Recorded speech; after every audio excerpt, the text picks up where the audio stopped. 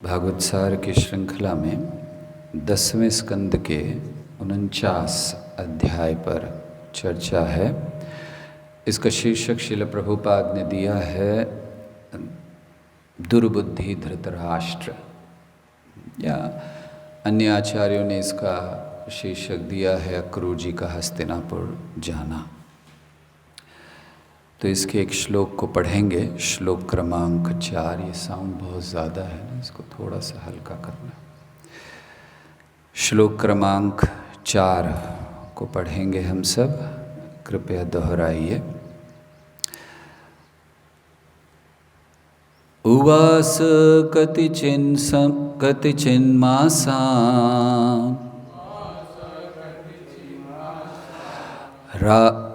राज्ञो वृत्तविवित्सया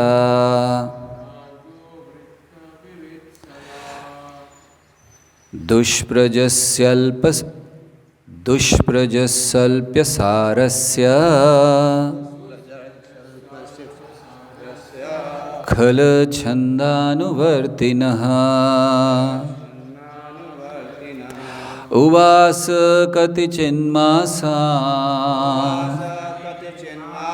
राज्ञो वृत्तविवित्सया दुष्प्रजस्याल्पसारस्य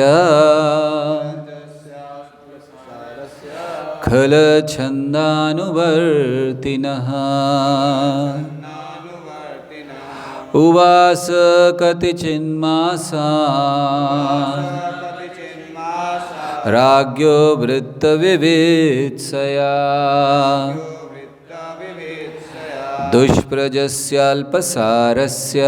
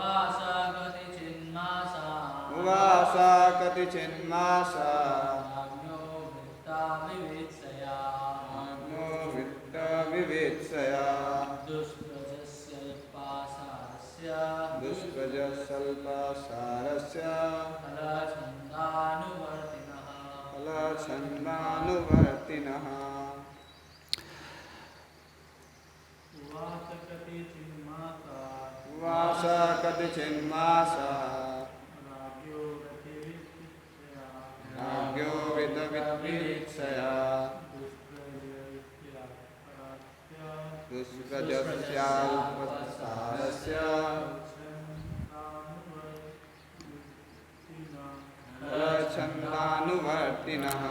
उवास रहे कतिचित कुछ, मासान महीने, राज्ञः राजा धृतराष्ट्र का, वृत्त कार्यकलाप, विवित्सया जानने की इच्छा से, दुष्प्रजस्य जिसके पुत्र दुष्ट थे, अल्प निर्बल, सारस्य जिसका संकल्प, खल दुष्ट पुरुषों की, छंद इच्छाएं, अनुवर्तिनः अनुगमन करने वाला।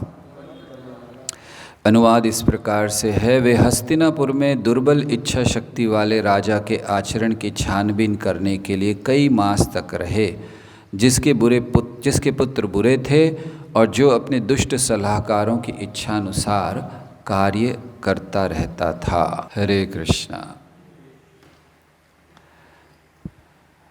तो ये अध्याय है जहाँ पिछले अध्याय में चर्चा हुई कि कृष्ण कुब्जा के गए, फिर अक्रूर जी के पास गए और अक्रूर जी से प्रार्थना की कि आप कृपा करके हस्तिनापुर जाइए, ताकि हस्तिनापुर में पांडव कैसे हैं, मुझे बड़ी चिंता है उनकी, आप थोड़ा पता लगा कर आइए। तो फिर अक्रूर जी हस्तिनापुर जाते हैं। तो यहाँ इस अध्याय के पहले 6 श्लोकों में वर्णन है कि कैसे अक्रूर जी हस्तिनापुर जाते हैं और अलग अलग लोगों से मिलते हैं।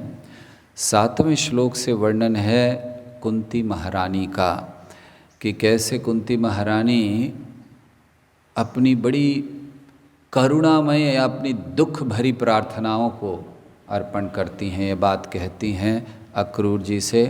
ये करीब 15 श्लोक तक चलता है। फिर 16वें श्लोक से आगे अक्रूर जी और विदुर जी ये सांत्वना देते हैं, संभालते हैं कुंती महारानी को, क्योंकि वो बहुत दुखी हो जाती हैं, रोने लगती हैं। तो 25वें श्लोक तक ये वर्णन है कि कैसे वो उनको संभालते। 25वें नहीं, 16-17 तक वर्णन है। फिर उसके आगे वर्णन किया गया है इसी विभाग में कि अक्रूर जी उनको सांत्वना देने के बाद फिर 25वें श्लोक तक वर्णन है कि कैसे वे धृतराष्ट्र को समझाने का प्रयास करते हैं। धृतराष्ट्र के पास जाते हैं और उससे कहते हैं कि कैसे उसे राज्य करना चाहिए। और फिर अंतिम श्लोकों में वर्णन है कि कैसे फिर धृतराष्ट्र उत्तर देते हैं 26 के बाद, क्या उनका उत्तर है, और उसके बाद अक्रूर जी वापस जाते हैं। तो ऐसे छोटा सा अध्याय 30 श्लोकों का, 31 श्लोकों का है, जिसमें प्रमुखतः हम लोग 4 भाग देख रहे हैं। अक्रूर जी का आना, अन्यों से मिलना, कुंती की प्रार्थनाएं, और फिर अक्रूर जी का वर्णन, धृतराष्ट्र से चर्चा, और फिर धृतराष्ट्र का उत्तर और अक्रूर जी का वापस जाना। तो ये अध्याय वैसे तो बड़ा छोटा सा है, लेकिन कई महत्वपूर्ण उपदेश हमें देता है। हम बहुत कुछ सीख सकते हैं। भागवत का हर श्लोक ऐसा है जिससे हम सीख सकते हैं। आप इस तरफ आ जाओ, थोड़ा हमें घूमना पड़ रहा है देखने के लिए, क्योंकि जब तक आपको देखेंगे नहीं प्रेरणा नहीं आएगी ना बोलने की। Yes, thank you.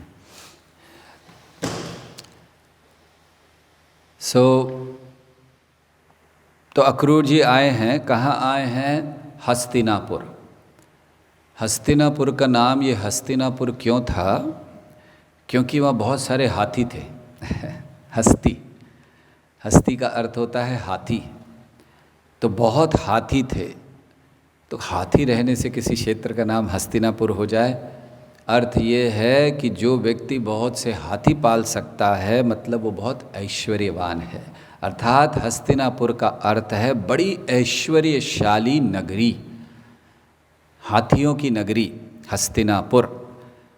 तो बड़ी ऐश्वर्यशाली नगरी थी ये। हाथी, घोड़े, रथ बड़े और बहुत पालते थे। ये जो हस्तिनापुर था ये इतना ऐश्वर्यशाली था कि उस समय सारी पृथ्वी का राज्य इस स्थान से होता था। अर्थात जो भी हस्तिनापुर पर राज्य करता था वो सारी पृथ्वी का राजा माना जाता था, सम्राट होता था वो।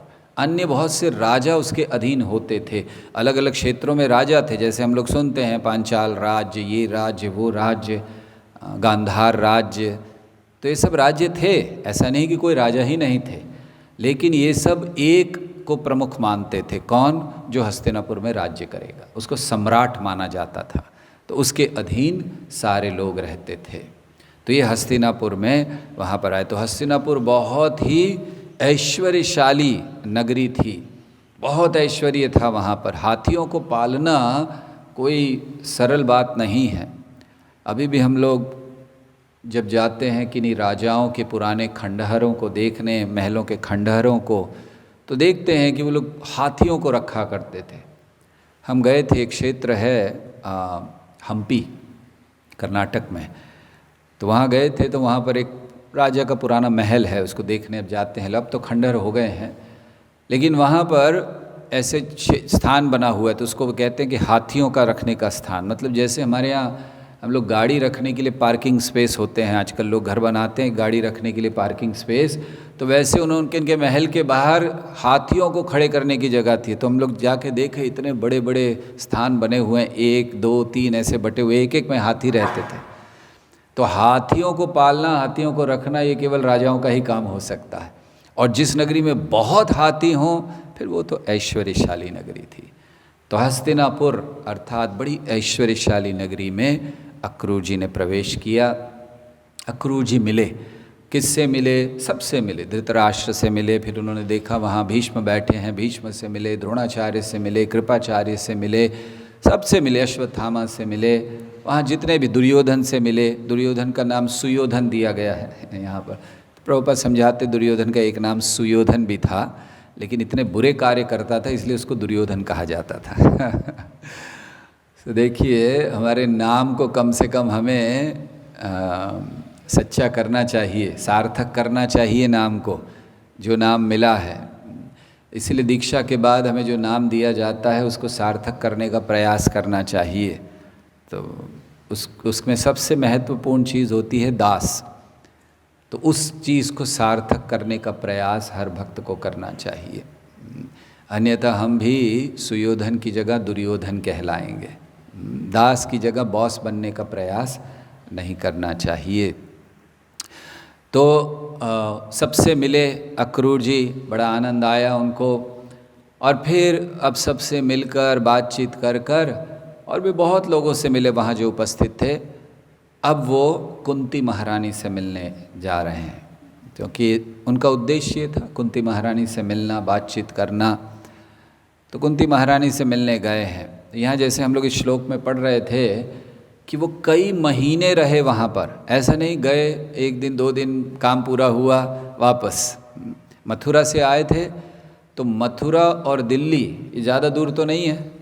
मथुरा से हस्तिनापुर बहुत दूर नहीं था। अभी भी हम लोग देखते हैं मथुरा और दिल्ली कितना दूर है, ज़्यादा नहीं। तो ज़्यादा समय नहीं लगा होगा, ऐसा नहीं कि कई महीने लगे उनको आने के लिए। लेकिन फिर भी जब आए तो कई महीने रहे। प्रभुपाद समझाते हैं कि हस्तिनापुर, ये जो आजकल का आधुनिक दिल्ली है, वहाँ पर था।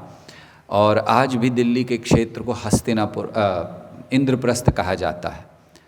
तो वो स्थान था जो पांडव वहाँ पर राज्य करते थे। तो ज़्यादा दूर नहीं था, लेकिन आए और कई महीने तक रुके यहाँ पर। क्यों? वो सब ध्यान से देखना चाहते थे क्या क्या कर रहे हैं धृतराष्ट्र, कैसे कष्ट दे रहे हैं पांडवों को, क्या क्या योजना बना रहे हैं इत्यादि। ये सारी तो भगवान ने भेजा था ये सारी सूचना लेने के लिए, ताकि आगे जब युद्ध हो तो सब पता हो कि कौन कैसा है। तो वह अक्रूर जी रहे। तो अब कुंती महारानी के पास जा रहे हैं। और कुंती महारानी, क्योंकि कुंती महारानी अक्रूर जी से भी संबंधित हैं, वसुदेव जी से भी संबंधित हैं, तो विदुर और अक्रूर जी दोनों कुंती महारानी के पास आते हैं। विदुर भी वसुदेव जी से संबंधित हैं। तो ये सारा आपसी संबंध है। कुंती महारानी ये शूरसेन की पुत्री हैं, हम सब जानते हैं, इसलिए वसुदेव जी की बहन हैं, कृष्ण की बुआ। तो शूरसेन की पुत्री हैं। आगे चलकर उन्हें राजा कुंती भोज ने गोद ले लिया था, इसीलिए उनका नाम पड़ा कुंती।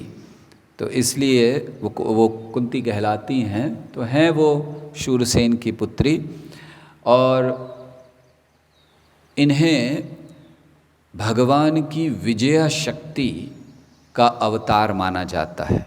ये भगवान की शक्ति के अवतार हैं कुंती महारानी, विजया शक्ति उसके अवतार हैं। श्रील प्रभुपाद इस बात को पहले स्कंद के 13वें अध्याय में समझाते हैं कि श्रीमती कुंती महारानी ये विजया शक्ति की अवतार हैं। तो यहाँ पर वो रहीं। कुंती महारानी के विषय में कहा गया है, प्रभुपाद समझाते हैं कि जब राजा कुंती भोज के महल में वो रहती थीं तो बहुत से देवता आते थे कुंती भोज से मिलने के लिए, और कुंती महारानी बहुत हृदय से उन सब की सेवा करती थी, बड़े प्रसन्न होते थे वे। और ऐसे में एक बार दुर्वासा मुनि भी आए थे, और कुंती महारानी ने दुर्वासा मुनि की बड़ी सेवा की, बड़े प्रसन्न हुए, और उन्होंने उन्हें मंत्र प्रदान किया कि इस मंत्र के द्वारा जो देवता को चाहो बुला सकती हो। तो अब कुंती महारानी युवावस्था में थी, एक मंत्र मिला है, तो वो चाहती थी कि देखें क्या शक्ति है।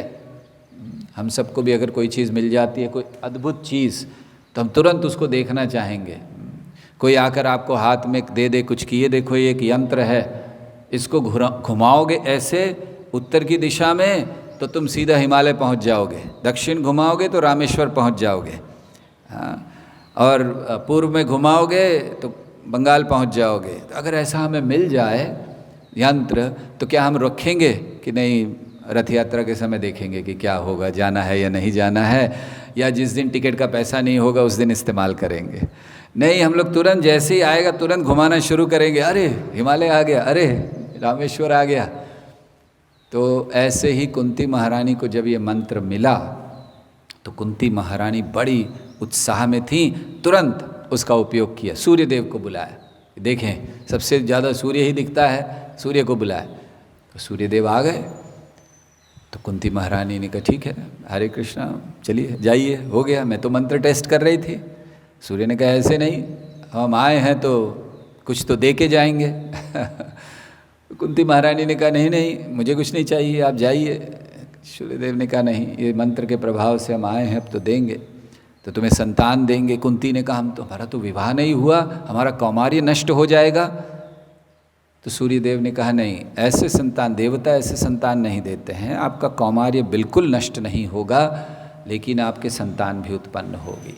तो खैर जब कुंती के पास कोई चारा नहीं था, सूर्यदेव ने उसको पुत्र प्रदान किया। ऐसा कहते हैं कि कुंती महारानी सूर्यदेव के कान से, कुंती के कान से पुत्र प्रकट हुआ, उसीलिए कर्ण कहा गया। जो सूर्यदेव के पुत्र थे वो कुंती के कर्ण से, जय शशि गौर नटराज दयाल निताई की जय, तो वो कुंती के कान से प्रकट हुए थे, अर्थात कोई साधारण जन्म नहीं था। इसीलिए जब हम ये बातें सुनते हैं तो हमें ये नहीं सोचना चाहिए कि सारे देवता भोगी हैं, इन्होंने गलत काम किया इत्यादि। ये अलग तरीके से सब हुआ, तो फिर कान से उत्पन्न हुए, इसलिए कर्ण कहलाए। कुंती महारानी को सदैव उनसे भी प्रेम रहा। जब कर्ण की मृत्यु हो गई तो बहुत विलाप भी किया और उस समय बताया अपने अन्य पुत्रों को। तो ऐसे कुंती महारानी ने आगे चलकर फिर पांडु महाराज से विवाह किया, और हम सब जानते हैं कि कैसे उनके फिर 5 संतानें हुईं, फिर पांडु महाराज की मृत्यु इत्यादि। तो ऐसे कुंती महारानी ने बड़े कष्ट सहे अपने संतानों को पालने में। जब इनको जलाकर मारने का प्रयास किया गया और फिर इनको वन वन भटकना पड़ा, तो कुंती महारानी साथ में थीं और उन्होंने भी वही कष्ट सहे। ऐसे कई चीज़ें हुईं उनके वन में रहते हुए, जैसे भीम का विवाह हुआ हिडिंबा से। दरअसल हिडिंबा पहले भीम के पास गई थी कि आप विवाह कीजिए, भीम ने मना कर दिया कि नहीं नहीं, अभी बड़े हैं, युधिष्ठिर हैं वगैरह, उनका सब होगा तब मैं विवाह करूंगा, अभी कोई रुचि नहीं है। तो हिडिंबा फिर कुंती के पास गई, तो उन्होंने कुंती से कहा कि आप कहिए। तो फिर कुंती और युधिष्ठिर ने दोनों ने भीम से कहा कि नहीं, तुम्हें विवाह करना है। तो तब हिडिंबा से विवाह किया और घटोत्कच का जन्म हुआ। और फिर हम जानते हैं कि बकासुर को मारने में भी कुंती महारानी ने ही आदेश दिया था भीम को। एक ब्राह्मण के घर रह रहे थे एक चक्र गांव में, तो उस समय वहाँ पर एक राक्षस था असुर, बकासुर, जो खा जाता कर भोजन भेजना होता था उसको, और एक व्यक्ति किसी घर का। तो उन्होंने नियम बनाया था एक एक एक एक एक, एक घर से जाएगा। तो एक दिन कुंती महारानी ने देखा कि जिनके घर में रुके रह रहे हैं वो बड़े रो रहे हैं, अरे क्या हुआ? तो आज हमारा पुत्र जाने वाला है। तो कुंती ने कहा अरे चिंता मत करो, एक गाड़ी भरकर भोजन ले जाना है ना, भीम लेकर जाएगा। क्योंकि कुंती को भी बड़ी चिंता थी कि भीम का पेट ही नहीं भर रहा है, कैसे भरेगा भीम का पेट। वो जो भी मांग कर लाते थे उनमें 2 भाग होते थे, एक भाग में कुंती और चारों पुत्र खाते थे और एक भाग भीम खाते थे, लेकिन फिर भी पेट नहीं भरता था उनका। तो कुंती को हमेशा चिंता थी। तो कुंती ने जैसे ही सुना कि एक पूरी बैलगाड़ी भरकर भोजन जा रहा है, उन्होंने कहा भीम लेके जाएगा। तो ये लोग ने कहा नहीं नहीं नहीं, आप तो हमारे अतिथि, हम कैसे आपको दे सकते हैं। अरे कुंती ने कहा चिंता नहीं करो, दे दो, मना मत करो, ये बेचारे का पेट नहीं भर रहा है। तो जब भीम से कहा गया, कुंती ने भीम से कहा कि तुम्हें जाना है, और 2 चीज़ें भीम को तो 2 बड़ी प्रसन्नता की चीज़ लगी।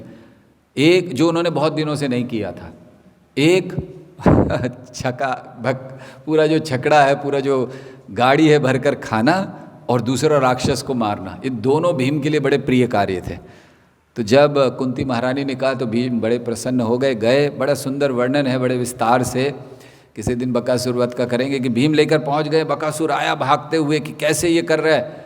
तो भीम उस समय खा रहे थे, तो बकासुर आए हैं तो भीम ने एक हाथ से ऐसे रोक दिया बकासुर को, ऐसे ही खड़ा रहे, वो भाग रहा उधर ही, उसको ऐसे ही खड़ा कर दिया और भीम खाते रहे। बोले जब तक खाऊंगा नहीं डिस्टर्ब मत करो, मारूंगा बाद में। तो भीम खा रहे, और फिर खाने के बाद भीम ने फिर उसका भी नाश किया। तो ये भी कुंती महारानी ने कराया था। और लेकिन कुंती महारानी सदैव अपने पुत्रों के प्रति चिंतित रहती थीं कि जहर देकर मारने का प्रयास कर रहे हैं, कैसे हम रहें। तो इसीलिए अब अक्रूर जी और विदुर जी दोनों कुंती महारानी के पास आए। विदुर जी भी वसुदेव जी से संबंधित हैं। वसुदेव जी की 16 पत्नियां थीं, उनमें से एक थी जिनका नाम था रोहिणी, और ये थी विदुर जी की बहन। तो ये विदुर जी की बहन थी, तो इस दृष्टि से भी विदुर जी भी संबंधित थे वसुदेव से, कुंती भी संबंधित थी और अक्रूर जी भी संबंधित थे। अक्रूर जी भी उसी वंश के हैं, तो वो भी संबंधित थे। तो सब फिर तीनों इस समय यहाँ पर आए और चर्चा करने लगे। तो कुंती महारानी कहने लगी कि ये जो धृतराष्ट्र के पुत्र हैं, अपने अब हृदय की बात कह रही, किसी को कह नहीं पाती हैं, वहाँ रह रही हैं कौरवों के बीच में, बड़ा संभाल कर रखना पड़ता था अपने संतानों को। तो अब जब अपने मिले हैं तो उनसे तुरंत कहने लगी कि ये जो धृतराष्ट्र के पुत्र हैं बड़े द्वेषी हैं मेरे पुत्रों के प्रति। और क्यों द्वेष करते हैं, ऐसा क्या किया है मेरे पुत्रों ने? तो कुंती महारानी कहती है एक ही उनके अंदर कमी है, मेरे पुत्रों में कमी नहीं है, एक कारण है जिससे ये लोग द्वेष करते हैं, और वो ये कि मेरे पुत्रों में बड़े अच्छे गुण हैं। उनके गुणों को देखकर ये द्वेष करते हैं। लोग उनसे प्रेम करते हैं इसलिए द्वेष करते हैं। तो देखिए, पांडवों में कोई कमी नहीं थी, कोई दोष नहीं था, अच्छाई के कारण उनसे द्वेष किया जा रहा था, क्योंकि बड़े अच्छे थे, चरित्र बड़ा अच्छा था, स्वभाव अच्छा था, लोग बहुत प्रेम करते थे, और वो बड़ी अच्छी तरह से सारी चीज़ों में दक्ष थे, चाहे युद्ध करना हो या फिर राज्य करना हो, उन सब में वो दक्ष थे, और इसीलिए द्वेष हो गया। तो देखिए, कभी कभी इस जगत में अच्छे गुण होना भी खतरनाक होता है, अच्छे कार्य करना भी खतरनाक होता है। तो क्यों? क्योंकि सारा द्वेष दुर्योधन को, अगर मान लीजिए कि पांडव ऐसे होते कि जिनके अंदर कोई गुण ही नहीं था, ना वो उनको राज्य कर सकते हैं, ना कोई लोग उनको पसंद करते हैं, ना उनको युद्ध करना आता है, तो दुर्योधन बड़े प्रेम से रखता, उनको संभाल कर रखता, रोज जाकर पूछता कुछ तुम्हें कमी तो नहीं है। लेकिन दुर्योधन ने ऐसा नहीं किया। क्यों? गुण अच्छे थे। तो कभी कभी हम लोग भी भक्ति में या अन्य स्थानों में, घर में रहते हुए, परिवार में, समाज में, आश्रम में रहते हुए इन चीज़ों को देखते हैं कि कभी किसी के अंदर अच्छे गुण हो जाते हैं तो अन्यों को द्वेष हो जाता है। तो कैसे इससे बचना चाहिए? कभी हम ऐसी स्थिति में हैं जहां हमारे अंदर कुछ भगवान की कृपा से थोड़ी बहुत कला है, थोड़ा बहुत ज्ञान है, और उसके कारण अन्य द्वेषी हो रहे हैं हमसे। हम नहीं चाहते, हम उनसे द्वेष नहीं करते हैं। युधिष्ठिर महाराज का नाम है अजात शत्रु। अजात शत्रु मतलब जिनके शत्रु ने जन्म ही नहीं लिया, अजात। उन्होंने किसी को शत्रु नहीं माना, लेकिन फिर भी उनके शत्रु हुए। तो हम भी ऐसी अवस्था में हो सकते हैं कि हम किसी को द्वेषी नहीं माने, द्वेष नहीं करें, हम किसी को शत्रु नहीं माने, लेकिन फिर वो हमसे द्वेष करे, हमें शत्रु माने। तो कैसे हमें रहना चाहिए? पांडव जैसे रहे। कैसे रहे पांडव इस संसार में रहते हुए भी? सबसे पहले उन्होंने अपने अंदर आने वाली वो जो भावनाएं थीं, अर्थात जब किसी को किसी स्थिति में प्रेरित किया जाता है गलत काम करने के लिए, तो भावनाएं तुरंत आ जाती हैं, हम भी इसको मार दें, हम भी इससे द्वेष करें। जैसे भीम में आया, जब दुर्योधन की बात आती थी तो उनको आता था कि अभी जाकर इसका वध कर दूं। लेकिन उन्होंने अपनी इस नकारात्मक इच्छाओं को दबा कर रखा, या कहना चाहिए कि नियंत्रण में रखा। तो पहला कार्य हमें ये करना चाहिए कि जब हमारे साथ कोई हमसे द्वेष करे, कोई हमारे अच्छे गुणों के कारण, हमारी कला के कारण हमारे ऊपर कोई गलत प्रभाव या गलत कार्य करने का प्रयास करे, पहले अपनी जो नकारात्मक इच्छाएं जो उत्पन्न हो रही हैं कि हम उसको मारेंगे, हम उसके साथ ये करेंगे, बदला लेने की भावना, उसको दबाना चाहिए, ये जानते हुए कि हमारे लिए अच्छा नहीं है। वो हमारे साथ गलत कर रहा है, लेकिन अगर हम भी गलत करेंगे तो फिर पहली चीज़ हम में उसमें अंतर क्या है, और दूसरी चीज़ क्या हम कृष्ण को प्रसन्न कर रहे हैं इसके द्वारा। कृष्ण भावनामृत ये है कि हर क्षण हर कार्य के समय हम ये समझें, ये सोचें कि क्या मेरे इस कार्य से कृष्ण प्रसन्न हो रहे हैं या नहीं। इसे कृष्ण भावनामृत कहते हैं। कृष्ण की भावना में रहना, to be conscious of Krishna every time is called Krishna consciousness. Krishna की भावना में रहना, ये चेतना में रहना कि क्या कृष्ण, बस हर कार्य करने से पहले ये प्रश्न पूछिए कि क्या कृष्ण प्रसन्न होंगे इससे। शत्रुघ्न, रामायण में वर्णन आता है, जब वापस आए भरत और शत्रुघ्न, उनको पता चला कि रामचंद्र जी वनवास में चले गए और ये सब मंथरा के कारण हुआ। उन्होंने सीधे मंथरा को पकड़ा, शत्रुघ्न ने बालों से खींचते हुए मारते हुए लेकर आया, इसकी हत्या कर दूंगा मैं। किया कैसे इसने, लेकिन तुरंत भरत ने कहा रुक जाओ, क्या इससे रामचंद्र जी प्रसन्न होंगे कि हम एक महिला को मार रहे हैं, एक स्त्री को मार रहे हैं? क्या रामचंद्र जी बड़े प्रसन्न होंगे हमारे इस कार्य से? ये कहते हैं कृष्ण भावनामृत। तो हम जहाँ भी हों, जिस अवस्था में हों, हमें पहले ये सोचना है कि क्या भगवान प्रसन्न होंगे, क्या ये मेरे लिए अच्छा है, क्या ये उस व्यक्ति के लिए अच्छा है? बिल्कुल नहीं। तो नियंत्रण करना चाहिए अपनी ऐसी सारी भावनाओं को जो किसी के उकसाने पर आ रही हैं। लोग उकसाते हैं। अच्छा व्यक्ति, चरित्रवान व्यक्ति वो माना जाता है जो दूसरों के उकसाने पर भी गलत कार्य नहीं करता, और ऐसी स्थिति में भी समान बना रहता है। भक्त वो माना जाता है जो ऐसी स्थिति में जहाँ उसको उकसाया जाता है भोग करने के लिए, आनंद लेने के लिए, किसी को हत्या करने के लिए, किसी का गलत करने के लिए, वो कभी नहीं करता ये सोचकर कि कृष्ण प्रसन्न नहीं होंगे, वो भक्त है। तो इसीलिए यहाँ वर्णन जब कुंती महारानी कर रही हैं कि मेरे बच्चों में यही है, उनके गुण बड़े अच्छे हैं, इसीलिए द्वेष कर रहे हैं वो। तो हमें ऐसी स्थिति में अपने नकारात्मक विचारों को रोकना चाहिए, और क्या करना चाहिए, जो सकारात्मक चीज़ें उन पर ध्यान करना चाहिए, कृष्ण पर ध्यान करें, अच्छे गुणों पर ध्यान करें, हम जीवन में क्या कर सकते हैं उस पर ध्यान करें। अगर हम इन भावनाओं में बहकर आज ये कार्य कर देंगे तो हमारे लिए कितना खतरनाक है, लेकिन अगर नहीं करते हैं तो जीवन में हम कितने अच्छे कार्य कर सकते हैं। जीवन की अच्छी अच्छी चीज़ों पर हम ध्यान कर सकते हैं। इसको सोचते हुए हमें अपने ध्यान को वहाँ पर लाना चाहिए, और साथ ही साथ ये जानना चाहिए कि हम हृदय दौर्बल्यम की ओर ना पहुँचें, अर्थात हमारा हृदय दुर्बल ना हो जाए, जैसे अर्जुन का हो गया था और कृष्ण ने डांटा। तो हमें कमज़ोर नहीं होना है। ये जब उकसाया जाता है और हम जाकर कोई कार्य कर देते हैं, ये कोई वीरता नहीं है, ये कायरता है, क्योंकि आपने उस व्यक्ति को मारने का प्रयास नहीं किया, आप अपनी इच्छाओं, अपने अहंकार और अपनी जो मन है उसके दास बन गए। इसलिए वो कोई वीरता नहीं है। इस जगत में उल्टा होता है। इस जगत में लोग बोलते हैं अरे तुमने किया नहीं, तुम कायर हो।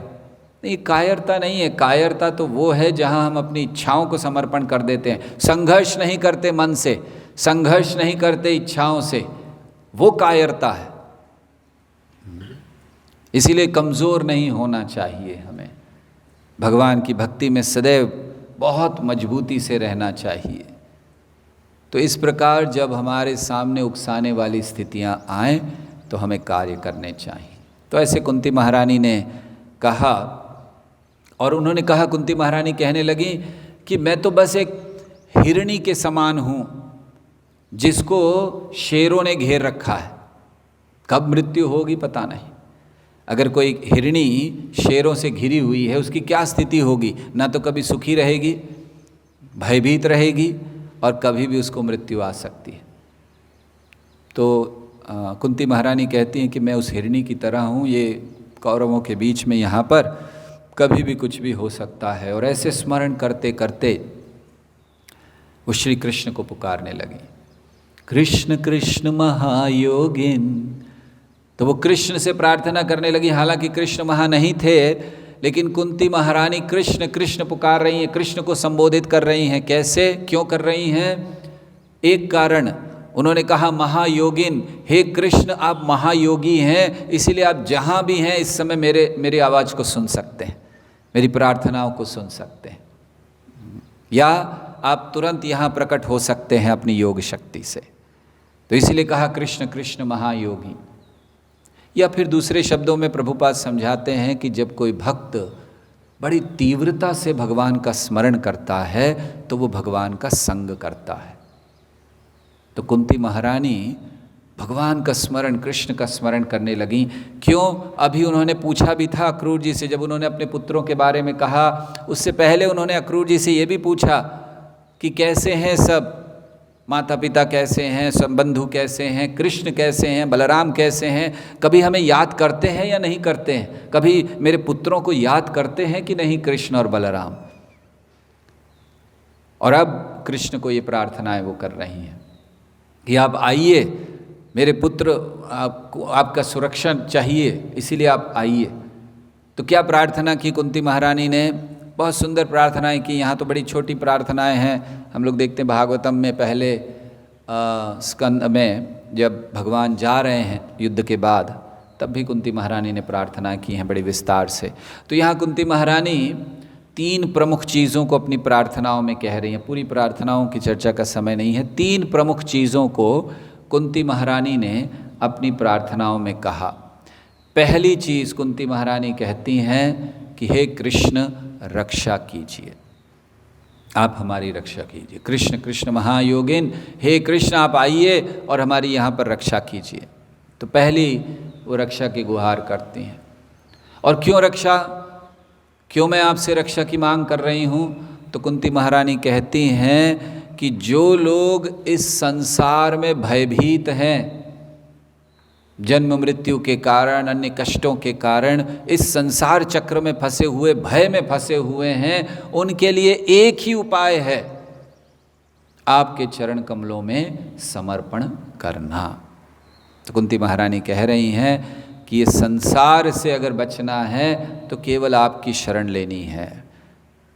हम लोग अन्यत्र भी पढ़ते हैं भागवत में, समाश्रिता ये पद पल्लवम प्लवम महत्पदम पुण्य यशो मुरारे भवाम्बुधिर्वत्स पदम परम पदम पदम पदम यद विपदाम न तेषाम। तो ये जो सारा भवसागर है, इतना विशाल जगत, एक छोटा सा हो जाता है कब? जब भगवान के चरणों की शरण ले ली जाती है। तो कुंती महारानी यही कहती हैं कि हमें शरण लेनी चाहिए। तो भगवान के शरण में क्यों जाना चाहिए? हम लोग देखते हैं कितनी जगहों पर भगवान की शरण में जाने का, भक्तों की शरण में जाने के लिए कहा जाता है, शरण लीजिए शरण लीजिए। तो क्यों शरण लेनी चाहिए, क्यों समर्पण करना चाहिए? कुछ एक कारणों को देखने का प्रयास करेंगे। हम लोग इस जगत में सदैव शोक में रहते हैं, शोक और भय। तो पहला कारण, जैसे यहाँ कुंती महारानी बतला रही हैं भय से दूर जाने के लिए, तो पहला कारण शरण में जाने का है भगवान की, कि शोक और भय से मुक्त हो जाते हैं। अभय चरण अरविंद रे। तो जो भगवान की शरण ले लेते हैं चरणों की, अभय निर्भय हो जाते हैं। तो भय और शोक से मुक्त होने के लिए, जब तक ये भय शोक में पड़े रहेंगे भगवान की भक्ति नहीं होगी। ब्रह्मभूत प्रसन्नात्मा न शोचति न कांक्षति। तो भय और शोक से मुक्त होने के लिए पहला कारण हम लोग देखते हैं। दूसरा कारण, भगवान की शरण जाना चाहिए क्योंकि हम सबके बहुत से कर्तव्य हैं। हमने जब शरीर लिया है तो हमारा माता पिता के प्रति कर्तव्य है, भूलना नहीं चाहिए उसको। हमारा देवताओं के प्रति कर्तव्य है, भूलना नहीं चाहिए। करोड़ों देवता हैं, उन सब के प्रति हमारा कर्तव्य है। कोई कुछ ना कुछ दे रहे हैं सब। माता पिता ने शरीर दिया है, पाल पोस कर बड़ा किया है, कभी भूलना नहीं चाहिए, कर्तव्य है। अन्य जीव जिनके बल पर हम लोग रह रहे हैं, समाज, इन सब के प्रति बहुत बड़ा कर्तव्य है हमारा। वो पृथ्वी जहाँ जन्म लिया उसके प्रति कर्तव्य है। और इन सारे कर्तव्यों को पूरा एक साथ पूरा करने के लिए कृष्ण की शरण जाना चाहिए। जीवन भर हम इन सारे कर्तव्यों को पूरा नहीं कर सकते अगर प्रयास भी करें। एक ही मार्ग है, बड़ा सरल, एक साथ सारे कर्तव्य, माता पिता के प्रति, जननी के प्रति, पृथ्वी के प्रति, जिस स्थान में जन्म लिया, अन्य लोगों के प्रति, देवताओं के प्रति, ऋषियों के प्रति, जिनके प्रति भी हमारा कर्तव्य है, बड़ी सरलता से उस सारे कर्तव्य को पूरा करने के लिए। तो हम शरण भगवान की इसलिए नहीं जाते हैं कि हम भगवान चाहते हैं, वो तो है ही, लेकिन हम इसलिए भी जाते हैं क्योंकि हम अपने सारे कर्तव्यों को पूरा करना चाहते हैं। और जब सारे कर्तव्य हमारे पूरे हो जाएंगे, हम तैयार हो जाएंगे कृष्ण के लिए, भगवान के धाम जाने के लिए। नहीं तो बना रहेगा यहीं पर, कर्तव्यों में फंसे रहेंगे। तुकाराम जी भगवान के धाम जा रहे हैं, पुकारा अपनी पत्नी को, आओ चलो तुम्हें भी ले चलूं। भाग्य था अगर चली जाती। उसने कहा नहीं, मुझे अभी अपनी भैंस को साफ करना है। तो भैंस को धोती रही, वो चले गए। हुआ ये था कि जब वो जा रहे थे तो तुकाराम जी ने कहा चलो मैं जा रहा हूँ भगवान के धाम, तुम्हें चलना है? उसने सोचा तो रोज़ ही ऐसा कुछ कुछ कह के जाते, वापस आ जाते। उसने कहा नहीं, मेरे बहुत काम है, अभी भैंस को नहलाना है, आप जाओ। तुकाराम जी चले गए। फिर जब सही में जाने लगे, सब लोगों ने आकर कहा, वो घर में थी तब तक, तो सब लोगों ने आकर कहा अरे वो जा रहे, तुम यहाँ क्या कर रही, कहाँ जा रहे हो? तो धाम जा रहे हो। भागी भागी आई, तब तक अवसर चला गया। सोचिए अगर तुकाराम जी ने जब कहा था वो भी चली जाती साथ में, तो भैंस के साथ रहने से अच्छा धाम में प्रवेश मिल जाता बिना किसी योग्यता के। ये भक्तों की शक्ति है, ये भक्तों के शब्दों की शक्ति है। तो अपने सारे कर्तव्यों को एक साथ संपूर्णता से, और अब अगर हम प्रयास भी करते अपने कर्तव्यों को तो पूरा नहीं कर पाते, ठीक से नहीं कर पाते। अभी लोग माता पिता की सेवा ही नहीं कर पाते, अन्य कर्तव्यों की बात तो क्या करें। विवाह होता है, पत्नी और वो माँ का ठीक से क्या कहते हैं, जमता नहीं, ऐसा कुछ होता है, ठीक से संबंध नहीं रहता, तो बस लड़का अलग हो जाता है। थोड़ा बहुत कभी कभी आता है मिलने। तो इस जगत में लोग कर्तव्य कर भी नहीं पाते हैं। लेकिन जब हम भगवान को समर्पण करते हैं तो न केवल कर्तव्य पूरे होते हैं, कर्तव्य पूर्ण रूप से पूरे होते हैं। ये बहुत महत्वपूर्ण है। सारे कर्तव्य हमारे पूर्ण हो जाते हैं अगर हम भगवान को समर्पण करते हैं। तीसरा कारण,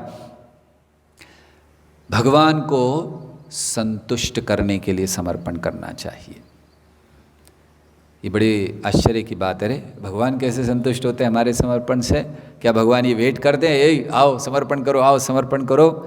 भगवान बड़े संतुष्ट होते हैं उस दिन जिस दिन जीव समर्पण करता है। इसलिए नहीं कि भगवान की पार्टी में एक और व्यक्ति बढ़ गया, लेकिन इसलिए कि अब इस जीव का भौतिक अस्तित्व समाप्त हो गया। आज इसने शरण ले ली है, अब मैं इसे नहीं छोड़ूंगा। अब तक इसने मुझे छोड़ा हुआ था, भाग रहा था इधर उधर, मैंने उस समय भी नहीं छोड़ा था इसको, लेकिन फिर भी थोड़ी सी स्वतंत्रता दी हुई थी। लेकिन अब इसने समर्पण कर दिया है, अब मैं देखूंगा कि ये मेरे धाम में प्रवेश करे ही। ये भगवान का वचन है। व्रतम मम, भगवान ने व्रत लिया है। सक्र-देव प्रपन्नाय, केवल आकर मुझे ये कह दे कोई कि आज से मैं आपका हूँ, भगवान ने वचन ले लिया, मैं देखूंगा कि वो धाम में प्रवेश करे ही। तो इसीलिए भगवान की प्रसन्नता के लिए हमें समर्पण करना चाहिए। साथ ही साथ जीवन में सही मार्ग निर्देशन के लिए समर्पण की आवश्यकता है। समर्पण किए बिना हमें मार्ग निर्देशन नहीं मिलता। जो भी मार्ग निर्देशन मिलता भी है हम उसको स्वीकार नहीं करते क्योंकि समर्पण नहीं है। इसलिए जीवन में सही मार्ग निर्देशन के लिए हमें समर्पण करना चाहिए, क्योंकि जब तक जीवन में सही मार्ग निर्देशन नहीं है, हम किस दिशा में जा रहे हैं कैसे पता चलेगा? जीवन बड़ी तेजी से भाग रहा है, प्रगति बड़ी तेजी से हो रही है, आधुनिक समाज बड़ी तीव्रता से आगे की ओर भाग रहा है, लेकिन किस दिशा में वो पता नहीं। हमारी प्रगति गलत दिशा में होगी अगर हमें सही मार्ग निर्देशन नहीं मिला। तो इसीलिए हमें भगवान को समर्पण करना चाहिए। पांचवा कारण भगवान को समर्पण करने का कि ये सारे आचार्यों का आदेश है और उनकी इच्छा है। जितने भी वैष्णव आचार्य हैं, जितने भी भगवान के भक्त, महान भक्त हैं, गुरुजन हैं, उनकी एक ही इच्छा है हमारे लिए, हम समर्पण करें। कभी कभी हम लोग अपने गुरु से प्रश्न करते हैं, महाराज आदेश दीजिए, मैं क्या करूं आपके लिए। हम चाहते हैं कि कोई पर्सनल आदेश मुझे मिले। महाराज मुझे व्यक्तिगत रूप से बताए, तुम ये विशेष करो, तब मैं करूंगा। तब तक ठीक है, भक्ति चल रही है। आचार्यों की एक ही इच्छा है और एक ही आदेश है, कृष्ण को समर्पण करना। तो आचार्यों की इच्छा को पूरा करने के लिए, भगवान को प्रसन्न आचार्यों की इच्छा को पूरा करने के लिए, उनके आदेशों को पूरा करने के लिए हमें समर्पण करना चाहिए। हमारे आचार्यगण जब एक भी जीव इस परंपरा में पूर्ण समर्पण करता है, अपना जीवन समर्पित करता है, तो सारे आचार्य, पूरी गुरु परंपरा उस पर अपना आशीर्वाद देती है, ये जान लीजिए। इसलिए भगवान को समर्पण करना कोई साधारण कार्य नहीं है। तो सारे आचार्यों की प्रसन्नता के लिए, साथ ही साथ कृष्ण की कृपा को समझने के लिए हमें समर्पण करना चाहिए। जब तक समर्पण नहीं है, कृष्ण की कृपा दिखाई नहीं देती, समझ नहीं आती। कृपा होती है मगर समझ नहीं आती। लेकिन कृष्ण की कृपा को तभी समझा जाता है जब समर्पण कर देते हैं, और तब जानते हैं कि कृष्ण ने क्या किया है हमारे लिए। अन्यथा हम दोषारोपण करते हैं, कृष्ण की कृपा को लेकर उन्हीं की निंदा करते हैं। समर्पण करें तो समझ में आता है, और उस समय में चाहे कितनी ही कष्ट जीवन में क्यों ना आए, जब कृष्ण की कृपा समझ में आ जाती है, हर वस्तु ठीक लगती है। और हमने देखा है भक्तों के जीवन में, किसी के घर में किसी के व्यक्ति की मृत्यु हो जाती है, वो भक्त इतना चिंतित नहीं होता, इतना दुखी नहीं होता। क्यों? वो कहता है कृष्ण की कृपा है। ये तो और ऊंचे स्थान में गए हैं। हमें ध्यान है, एक समय हम किसी के घर गए थे, किसी की मृत्यु हुई थी, शव पड़ा हुआ था, उनकी पत्नी वहाँ पर बैठी थी, भक्त थे सब।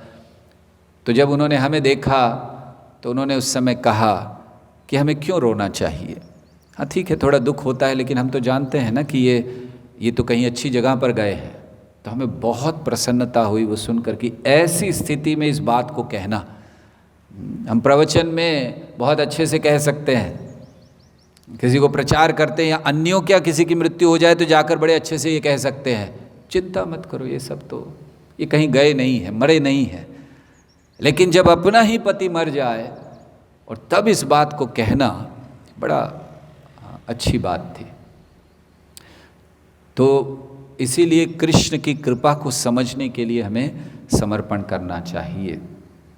साथ ही साथ जो बड़ी तीव्रता से इच्छाओं की लहरें हमारे हृदय में आती हैं, जो बहा ले जाती हैं हमें, सुनामी, साइक्लोन अभी आ रहा है ना, आ गया बम्बई में सुनामी, साइक्लोन, ये इच्छाओं का साइक्लोन आता है, चक्रवात, इच्छाओं का सुनामी आता है। कुछ नहीं कर सकते हम लोग, बह जाते हैं बस उसमें। कोई क्षमता नहीं है हमारी, कोई ताकत नहीं है इच्छाओं के सामने खड़े होने की। और इसीलिए समर्पण करना चाहिए। जिस दिन समर्पण कर देते हैं, भगवान शक्ति देते हैं इस चक्रवात में भी, इस बहुत भयंकर सुनामी में भी बड़े आराम से रहने की। जब ये बड़े भयंकर सुनामी आता है, चक्रवात आता है, तो मछलियों को क्या होता है? मछलियां आराम से रहती हैं जल में, और जो नीचे चले जाते हैं, एक उदाहरण एक व्यक्ति ने बताया, अपना अनुभव बताया कि एक स्थान पर एक बार सुनामी आने वाला था। वे लोग सब उस समय समुद्र के बीच पर थे, खेल रहे थे। अब ये व्यक्ति थोड़ा डाइविंग करते थे, अंदर चले गए। तो जब ये चले गए समुद्र में काफ़ी अंदर, उस समय ऊपर सुनामी आया और ये अंदर थे एकदम, समुद्र में, बहुत नीचे गहराई में। इन्हें थोड़ा सा कुछ ऐसा लगा, बाकी कुछ हुआ नहीं क्योंकि अंदर थे काफ़ी। सुनामी ऊपर से आया, चला गया। और जब काफ़ी देर बाद ये बाहर आए तो देखा कि सब बदल चुका है। हाँ, जैसे गए थे लोग, खेल रहे हैं, कर रहे, तो पता ही नहीं, कुछ सारा बर्बाद हो चुका है। लेकिन उनको कुछ नहीं हुआ, क्यों? वो गहराई में थे। इसीलिए समर्पण का अर्थ है कि जब हम जीवन की गहराइयों में उतर जाते हैं, भक्ति की गहराइयों में उतर जाते हैं, तो ये जो चक्रवात हैं, ये जो सुनामी हैं इच्छाओं के, ये कोई प्रभाव नहीं करते हमें। हम भी जल में रहते, वो भी जल में थे, उसी समुद्र में थे, लेकिन उन्हें कोई प्रभाव नहीं हुआ। तो ये भगवान को समर्पण करने का लाभ है कि हमारी जो इच्छाओं का सुनामी होता है उसको हम उससे प्रभावित नहीं होते। और एक लाभ या और एक कारण, ये हम कुछ कारण बता रहे हैं, ऐसे बहुत से कारण हैं। एक कारण है कि इस जगत में जो हमारा भ्रमण चल रहा है, ऊपर नीचे, कभी इस योनि में कभी उस योनि में घूम रहे हैं हम लोग। बहुजोनि भ्रमिनाथ लैलो शरण, बहुत सुंदर भजन है। इसमें कहा गया कि बहुत सारी योनियों में घूम चुका हूँ, बहुजोनि भ्रमिनाथ लैलो शरण, कि अब आप शरण में लीजिए। तो शरण जाने का एक कारण ये भी है, घूम चुके हैं, बहुजोनि भ्रमिनाथ लैलो शरण। तो भगवान की शरण आने से वो बार बार वो जो घूमना है अन्य अन्य योनियों में, वो बंद हो जाता है। साथ ही साथ एक और महत्वपूर्ण कारण भगवान को समर्पण का है। जय श्री गौर नटराज दयाल निताय की जय। कि ये हमारी संवैधानिक स्थिति है, ये हमारी स्वाभाविक स्थिति है। ये जब तक इसमें नहीं जाएंगे तब तक हम अपने जीवन के अपने अस्तित्व के पूर्णता को प्राप्त नहीं करेंगे। हमारे अस्तित्व की पूर्णता प्राप्त होती है भगवान को समर्पण करके। जिस लिए हम बने हैं वो प्राप्त होता है भगवान को समर्पण करके। इच्छा थी कि इन विषयों पर बड़े विस्तार से कहें। एक बड़े सुंदर विषय है ना, कैसे हम भगवान को समर्पण क्यों करना चाहिए। तो केवल क्यों करना चाहिए, समर्पण में 3 विभाग हैं। समर्पण क्यों करना चाहिए, समर्पण कैसे करना चाहिए, और समर्पण का लाभ क्या है, अंततः क्या मिलता है। तो खैर अपनी स्थिति में हम स्थित हो सकते हैं। तो ऐसे कुंती महारानी कहती हैं, इसीलिए जो भी संसार चक्र में फंसे हैं उन्हें समर्पण करना चाहिए। और तीसरी चीज़ कुंती महारानी कहती हैं, प्रणाम करती हैं ये सोच कर कि समर्पण शरण लेनी चाहिए, तो प्रणाम के द्वारा शरण लेती हैं और कहती हैं कि आप भक्ति और ज्ञान इन दोनों के स्रोत हैं। आपसे ही भक्ति आती है और आपसे ही ज्ञान आता है। तो कुंती महारानी ऐसे प्रार्थना करके बहुत रोने लगी, बड़ी दुखी हो गई। अपनी व्यथा को बहुत दिनों से किसी से कह नहीं पाई थीं। तो फिर जब विदुर जी ने देखा और अक्रूर जी ने देखा, दोनों वहाँ पर थे, तो फिर दोनों ने उनको सांत्वना दी कि अरे जैसे वसुदेव जी की छोटी बहन है कुंती महारानी, तो हमेशा बड़ा प्रेम रहता था। वसुदेव जी बहुत सारी चीज़ें भेजते रहते थे कुंती के लिए, प्रेम था। तो अक्रूर जी भी अब उस अवस्था में हैं, बड़े हैं, और उन्होंने देखा कि अरे ये कुंती ये छोटी सी रो रही है, तो बहुत सांत्वना दी। विदुर जी ने सांत्वना दी कि अरे चिंता नहीं कीजिए, क्या आपको पता नहीं है कि आपकी जो संतानें हैं वो कोई साधारण नहीं है, कोई साधारण बालक थोड़ी हैं कि उनको कोई मार देगा। उनका जन्म दिव्य हुआ है और वो किसी उद्देश्य के लिए आए हैं। आप बिल्कुल चिंता नहीं कीजिए, कुछ नहीं होगा आपकी संतानों को। तो ऐसे अक्रूर जी ने सांत्वना दी। और काफ़ी समय हो गया था, तो अक्रूर जी ने सोचा, कई महीने रह चुके, तो अब अक्रूर जी ने सोचा कि अब जाना चाहिए वापस कृष्ण के पास। तो जाने से पहले धृतराष्ट्र के पास गए। क्षमा चाहते हैं, 5 मिनट और एक्स्ट्रा ले रहे हैं। तो वो धृतराष्ट्र के पास गए। धृतराष्ट्र को उन्होंने समझाना था, संदेश देना था तो धृतराष्ट्र के पास जाकर उन्होंने सबसे पहले जब उसको संबोधित किया तो उसको वैचित्र वीर्य कहकर संबोधित किया, मतलब विचित्र वीर्य के पुत्र, वैचित्र वीर्य संबोधित किया। प्रभुपाद समझाते हैं कि केवल इस संबोधन से अक्रूर जी उन्हें बता रहे थे कि तुम्हें कोई अधिकार नहीं है इस गद्दी पर, इस आसन पर, इस सिंहासन पर बैठने का। ये राज सिंहासन तुम्हारे लिए नहीं है। क्यों वैचित्र वीर्य कहा? क्योंकि वो विचित्र वीर्य के पुत्र हैं। दरअसल वो विचित्र वीर्य के पुत्र नहीं हैं। उनका जन्म तो व्यासदेव से हुआ, विचित्र वीर्य से नहीं हुआ। तो फिर भी वैचित्र वीर्य कहने का अर्थ क्या है कि क्योंकि तुम्हारा जन्म व्यासदेव से हो और व्यासदेव को अधिकार नहीं है इस गद्दी का, वो राज सिंहासन के अधिकारी नहीं है, तो तुम्हें कैसे अधिकार हो गया? तुम्हारा तो अधिकार ही नहीं है जिसको तुम पकड़ कर बैठे हुए हो। तो कोई पूछ सकता है फिर पांडु भी तो विचित्र वीर्य के पुत्र नहीं थे, उनको कैसे अधिकार हुआ? उनको बनाया गया था राजा। पांडु को विधिवत राजा बनाया गया था, इसलिए पांडु का अधिकार था राज सिंहासन पर। इनको किसी ने विधिवत बनाया नहीं था, ये खुद ही बन गए थे। जैसे जब पांडु महाराज चले गए तो इन्होंने हड़प लिया। तो उसको समझा रहे कि तुम्हारा कोई अधिकार नहीं है। तो वो कहते हैं, दरअसल एक दृष्टि से शब्दों में कहते हैं कि तुमने हड़प लिया है इस राज्य को, तो कम से कम अब जो राज्य कर रहे हो वो नियमों से करो, थोड़ी नीति का पालन करो। अक्रूर जी समझाते हैं। अक्रूर जी ने बहुत सारी चीज़ें कही हैं, समय बहुत कम है इसलिए बड़े संक्षेप में कह रहे हैं। तो अक्रूर जी ने कहा कि आपने ये कर लिया है तो धर्म होना चाहिए एक राजा के लिए, अपने प्रजा को रक्षा करनी चाहिए राजा को, और साथ साथ उसका चरित्र अच्छा होना चाहिए। तो ये सब आप में, वैसे एक दृष्टि से कह रहे थे, ये सब आप में है नहीं। अगर ये होगा तो सफलता आएगी, तुम महान कहलाओगे, अन्यथा केवल तुम्हारी निंदा होगी। तो इसलिए उन्होंने कहा कि क्यों इतने आसक्त हो?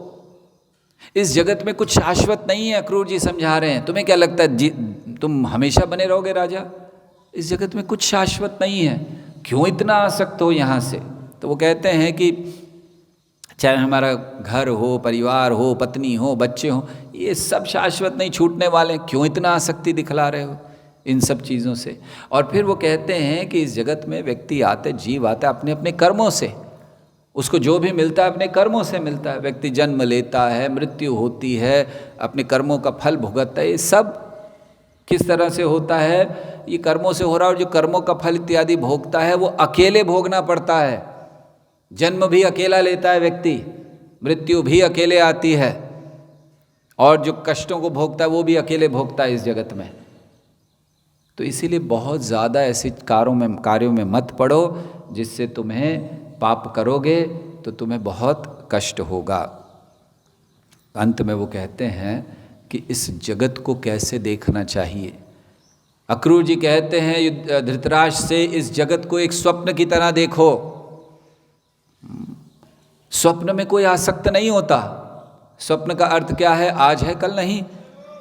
सुबह उठे, आँख खुली, स्वप्न गायब, और कोई उसके कारण किसी प्रभाव नहीं होता। ऐसा नहीं होता कि स्वप्न में किसी ने आपको चाकू मार दिया और सुबह आप उठे तो आपको आईसीयू में भर्ती करना पड़ रहा है, कुछ नहीं होता। तो कह रहे स्वप्न की तरह देखो इस जगत को। और कैसे देखो? वो कहते हैं एक जादूगर होता है, वो एक जादू क्रिएट कर देता है, बना देता है। जैसे आपने देखा होगा, जादूगर किसी को काट देता है सबके सामने, शरीर के 2 टुकड़े कर दिए, या फिर किसी को हवा में उड़ा दिया। तो ये जादूगर का ये केवल एक मोह उत्पन्न करता है वो। तो इस जगत को ऐसे देखो। तो ऐसे वो समझाने लगे।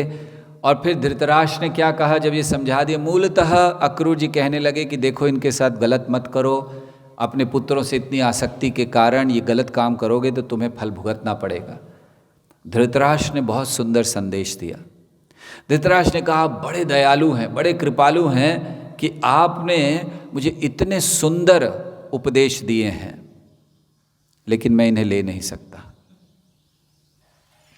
आपने बड़ी कृपा की, आप बड़े दयालु हैं, बड़े कृपा करके आपने दिए हैं शब्द मुझे, ये उपदेश, मैं इन्हें ले नहीं सकता।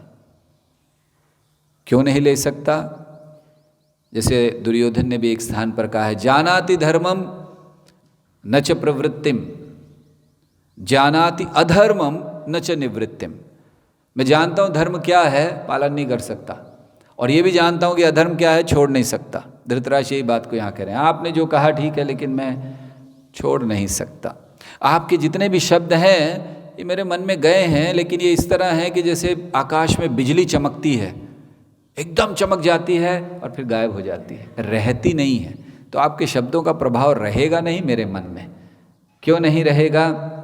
वो कहते हैं क्योंकि मेरी पुत्रों से बड़ी आसक्ति है, लेकिन साथ साथ वो ये भी कहते हैं कि जो भी होता है भगवान की इच्छा से होता है, परम की इच्छा से। और वो भगवान, बड़े ध्यान से सुनिए धृतराष्ट्र क्या कह रहे हैं। धृतराष्ट्र कहते हैं वो भगवान अब यदुकुल में कृष्ण के रूप में प्रकट हुए हैं, वही पूर्ण पुरुषोत्तम भगवान। धृतराष्ट्र जानते थे कि कृष्ण भगवान हैं। यहाँ बहुत स्पष्ट वो कह रहे हैं कि वही भगवान जिनकी इच्छा से सब कुछ होता है, जिनकी इच्छा से सारा जगत चलता है, वो भगवान ही अब प्रकट हुए हैं। और धृतराष्ट्र कहते हैं कि धृतराष्ट्र की इच्छा क्या है कि मेरी बड़ी आसक्ति है और इस आसक्ति को केवल कृष्ण ही निकाल सकते हैं। तो बड़ी सुंदर बात यहाँ देखते हैं, धृतराष्ट्र दो विरोधी तथ्यों को देख रहे हैं, दो विरोधी सत्यों को देख रहे हैं धृतराष्ट्र। एक है कि उनके, एक देख रहे हैं कि कृष्ण हैं और उनके जो पुत्र हैं अधर्मी हैं, और बहुत जल्दी कृष्ण इनको मारने वाले हैं। ये जानते हैं धृतराष्ट्र कि बहुत जल्दी ये पृथ्वी का भार कृष्ण कम कर देंगे, क्योंकि आए इसीलिए हैं। तो एक तरफ वो देख रहे हैं कि कृष्ण हैं, भगवान हैं, मेरे पुत्र पापी हैं और वो सारे मारे जाएंगे। लेकिन दूसरी तरफ धृतराष्ट्र देख रहे हैं कि क्या करूं, मेरी आसक्ति इतनी है, मैं जानता हूं ये सब है, लेकिन मेरी आसक्ति इतनी। तो इसीलिए वो अंत में भगवान को प्रणाम करते हैं और उनकी शरण लेते हैं। किस लिए? ये कहते हुए कि कृष्ण की योजना को कोई नहीं समझ सकता, और कृष्ण से ये हृदय में कामना करते हैं कि आप ही जो भी उपाय करें मेरी इस आसक्ति को निकालने का, वो ठीक होगा। तो ऐसे वो प्रार्थना करते हैं। और फिर जब अक्रूर जी देखते हैं कि इसका कुछ नहीं होने वाला, ये सुधरने वाला नहीं है, तो फिर अक्रूर जी सोचते हैं कि ठीक है, अब वापस जाना चाहिए। तो फिर वे वापस मथुरा आते हैं और श्री कृष्ण को, बलराम जी को हस्तिनापुर का समाचार देते हैं। तो ऐसे ही अध्याय समाप्त होता है। और अब अगले अध्याय में कल द्वारिका का निर्माण होगा, कृष्ण द्वारिका का निर्माण करेंगे। तो अब कल से द्वारिका लीला प्रारंभ हो जाएगी, जहाँ कृष्ण द्वारिका का निर्माण करते हैं, सारे लोगों को वहाँ रखते हैं। फिर और बहुत सी सुंदर सुंदर लीलाएं आने वाली हैं द्वारिका निर्माण के बाद, और बहुत जल्द रुक्मिणी हरण भी होने वाला है। जैसे ही द्वारिका की लीला प्रारंभ हुई, सुखदेव गोस्वामी रुक्मिणी हरण का भी वर्णन करते हैं। तो अब बहुत सुंदर सुंदर लीलाएं भगवान की आने वाली हैं अगले 40 अध्यायों में। हरे कृष्णा कृष्णा कृष्णा हरे हरे, हरे राम राम राम हरे हरे। किसी का कोई प्रश्न, कोई टीका टिप्पणी, कुछ पूछना चाहते हैं, कोई जिज्ञासा मन में?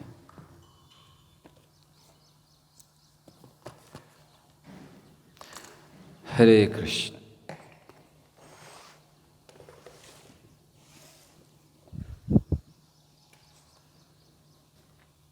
है कोई प्रश्न?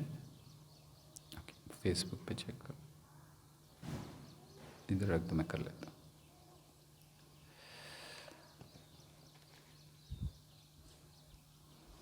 ओके, यहाँ एक प्रश्न है कि अगर सब चीज़ पहले से निश्चित है तो फिर हमें किसी चीज़ को प्राप्त करने के लिए कार्य करने की क्या ज़रूरत है? बहुत बहुत धन्यवाद, बड़ा अच्छा प्रश्न है। हाँ, ये सही है कि बहुत सी चीज़ निश्चित हैं, लेकिन एक चीज़ जान लीजिए कि हमारे जीवन में सब कुछ निश्चित नहीं है। ये जो आपने प्रश्न किया कि जीवन में सब कुछ निश्चित है, तो वो सही नहीं है। जीवन में सब कुछ निश्चित नहीं है। हाँ, कुछ चीज़ें निश्चित हैं। जैसे उदाहरण देते हैं कि आपको अचानक 10 लाख रुपया मिल गया है, तो 10 लाख रुपया मिलना निश्चित है, उस रुपए का आप क्या करेंगे ये निश्चित नहीं है। तो हमारे कर्मों के हिसाब से कुछ चीज़ें निश्चित होती हैं, लेकिन सभी नहीं। अगर सभी चीज़ें निश्चित होती तो फिर हम लोग केवल रोबोट्स हो जाते। तो इसलिए सभी चीज़ें जीवन में निश्चित नहीं हैं, और थोड़ी सी निश्चित हैं, और बाकी हम अपने कर्मों के अनुसार आगे उसको निश्चित करते हैं। तो कार्य क्यों करना चाहिए? कार्य इसलिए करना चाहिए, पहला कारण ताकि आगे का हमारा जीवन अच्छा हो। गलत कार्य करेंगे तो फिर वो आगे भी कर्म बने रहेंगे। और दूसरा कि जैसे हम जो अपनी स्वतंत्रता का उपयोग करके, जिसको फ्री विल कहते हैं, उसका उपयोग या दुरुपयोग करते हैं, उससे और कर्म बनता है। तो कार्य तो करना ही होगा, इस जगत में है, लेकिन कार्य कैसे करें? पूर्ण ज्ञान में रहकर, कृष्ण को समर्पण करके, तब हम अच्छी तरह से आगे बढ़ सकते हैं। प्रश्न है, आज भगवान की स्नान यात्रा है, जिसके बाद भगवान को क्वारंटाइन कर दिया जाएगा। अच्छा, क्यों किया जाता है? भगवान कैसे बीमार हो सकते हैं? कृपया इसकी कोई कथा हो तो बताइए। क्यों नहीं, कथा तो है, लेकिन अब उतना समय नहीं विस्तार से बताने के लिए। हाँ, आज स्नान यात्रा है, आज जगन्नाथ जी का जन्मदिन है। यहाँ कहना चाहिए कि जन्माष्टमी है, कृष्ण का जन्मदिन है। जगन्नाथ जी का जन्मदिन है का अर्थ है कि इस रूप में जगन्नाथ जी आज के दिन प्रकट हुए थे, 15-17 करोड़ साल पहले। तो आज के ही दिन पर वो प्रकट हुए थे, और इसीलिए स्नान यात्रा की जाती है।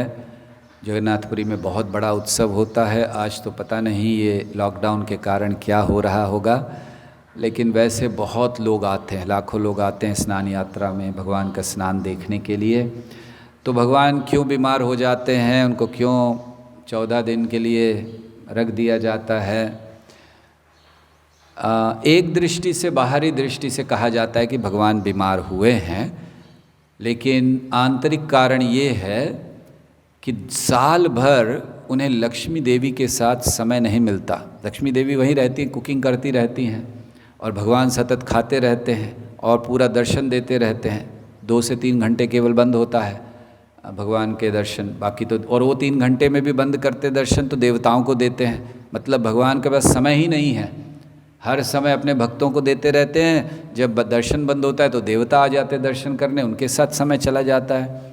तो लक्ष्मी देवी साल भर सहन करती रहती। फिर जब उनका गुस्सा बढ़ने लगता है कि ये बस, तब भगवान फिर ये लीला करते कि ठीक है, अब मैं सबको कह दो कि मैं बीमार हूँ, ताकि अपना समय बिता सके। आप लोग भी तो घर में ऐसे कभी कभी करते होंगे ना, कि आपको कहीं नहीं जाना है या कुछ नहीं करना है, तो आप बच्चे से कहते कि बोल दो पिताजी बीमार हैं, है ना।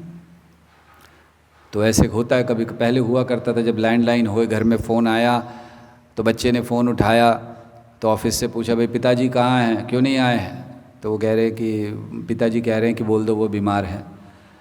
तो ऐसे ही भगवान भी बोल देते हैं कि वो बीमार हैं, लेकिन वो समय लक्ष्मी देवी के साथ व्यतीत करते हैं। और इसकी बड़े विस्तार से कथा है, चैतन्य चरितामृत में भी वर्णन आता है कि कैसे चैतन्य महाप्रभु ने स्नान यात्रा को मनाया, वहाँ पर रहे, और फिर आगे चलकर जब भगवान 15 दिन, ये 14-15 दिन बंद हो जाते दर्शन, तो भगवान चैतन्य महाप्रभु चले जाते अलारनाथ, ताकि कृष्ण के दर्शन वहाँ कर सकें। तो किसी और दिन स्नान यात्रा का बड़े विस्तार से चर्चा करेंगे, कैसे होता है, कहाँ कहाँ से कलश के मतलब जल लाया जाता है, क्या क्या करते हैं, ये बड़े विस्तार से वर्णन है। ठीक है, ओके। कोई इस पे है, फेसबुक चालू है? नहीं, ओके। यहाँ पर कोई प्रश्न है किसी के?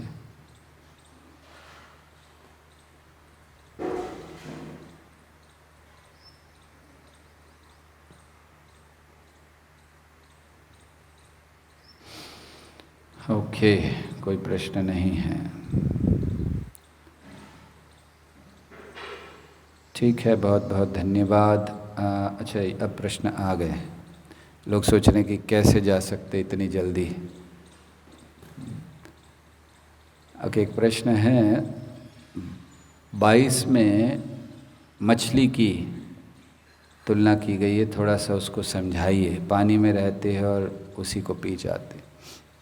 प्रभुपाद इसको कृष्णा बुक में समझाते हैं। अगर आप यही अध्याय कृष्ण बुक में पढ़ेंगे तो प्रभुपाद ने वहाँ पर समझाया है इसको कि क्या अर्थ है। वो कहते हैं कि जैसे मछली जल में रहती है और जल को ही पीती है, अर्थात जिस स्थान पर रह रही है उसी को पीती है। उस दूसरे शब्दों में प्रभुपाद कहते हैं कि जो बड़ी मछली है वो छोटी मछली को खा जाती है। मछली वहाँ रह रही है, जानती नहीं, तो मछली को ही मछली खा जाती है। तो इस उदाहरण को वहाँ पर श्लोक नंबर 22 में दिया गया है, ये समझाने के लिए कि अपना ही नुकसान हमें नहीं करना चाहिए। तो आप अगर कृष्णा बुक पढ़ेंगे तो बड़े विस्तार से प्रभुपाद उसको समझाते हैं। कुछ भक्त जो कि परंपरा में नहीं होते फिर भी देखने में कृष्ण को समर्पित होते हैं, या जो कृष्ण को सिर्फ पसंद करते हैं, और हम सब गुरु महाराज के द्वारा कृष्ण को समर्पित होने का प्रयास करते हैं, तो इन सब स्थिति में क्या अंतर है और ऐसे में हमें कैसे उन लोगों को परंपरा का महत्व बताना चाहिए। हाँ, जो लोग परंपरा में नहीं होते हैं फिर भी देखने में कृष्ण को समर्पित होते हैं तो वो दरअसल समर्पण नहीं है, क्योंकि भगवान भगवद गीता में कहते हैं समर्पण परंपरा के द्वारा होता है। एवं परंपरा प्राप्तम इमं राज ऋषयो विदु। तो प्राप्त किया जाता है कृष्ण को कैसे? परंपरा के द्वारा। तो अगर हमारा समर्पण परंपरा को नहीं है तो फिर निश्चित है कि हम कृष्ण के भक्त नहीं हैं, कृष्ण की बात को नहीं मान रहे तो कृष्ण के कैसे भक्त होंगे। तो इसलिए जो परंपरा में नहीं उनकी वो स्थिति है। या फिर जो कृष्ण को सिर्फ पसंद करते हैं, जो कृष्ण को पसंद करते हैं वो आगे चलकर बहुत जल्दी भक्त बनेंगे, क्योंकि उनके अंदर अच्छी भावनाएं हैं कृष्ण के लिए। जो लोग परंपरा में नहीं हैं वो भी आ सकते हैं, क्योंकि किसी न किसी तरह कृष्ण से जुड़े हैं, लेकिन कभी कभी गलत मार्ग पर पड़ जाने से उनको ये भावनाएं नहीं रह जाती। और हम लोग जो प्रयास कर रहे हैं समर्पित होने का, तो इनमें क्या अंतर है? हमारा अंतर ये है कि हमने कृष्ण के बताए मार्ग को स्वीकार कर लिया है। हम संघर्ष कर रहे हैं कि कैसे उस मार्ग में गंभीरता लाई जाए, और केवल मार्ग को स्वीकार करने से और संघर्ष करने से कृष्ण की कृपा हम पर आनी प्रारंभ हो गई है, जो उन दो स्थितियों में नहीं है। तो ऐसे में हमें कैसे उन लोगों को परंपरा का महत्व बताना चाहिए? जो हमने सुना है, जो हमने अपने वरिष्ठों से, गुरुजनों से सुना है, उसको जस्ट दोहराना चाहिए कि परंपरा का क्या महत्व है, क्यों हमें परंपरा से लेना चाहिए, हमारे पास और कोई चारा नहीं है, मन की कल्पना से भक्ति नहीं कर सकते, ज्ञान चाहिए इत्यादि। तो जो हमने सुना है उसको हम समझाएं उन लोगों को, और ये बताएं कि आप ऐसे भक्ति करते हुए अंततः कृष्ण को प्राप्त नहीं कर पाएंगे, क्योंकि कृष्ण ने मार्ग, कृष्ण है कहाँ? अहम भक्त पराधीनो, मैं तो भक्तों के अधीन हूँ। भगवान ने बहुत स्पष्ट कह दिया, ना हम तिष्ठामि वैकुंठे योगी नाम हृदयेषु वा।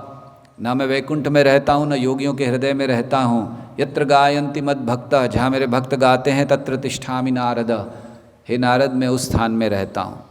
तो भगवान रहते भक्तों के हृदय में हैं, इसीलिए भक्तों के माध्यम से ही हम कृष्ण को प्राप्त कर सकते हैं। बहुत बहुत धन्यवाद आप सबका। हरे कृष्णा कृष्ण कृष्ण हरे हरे, हरे राम राम राम हरे हरे।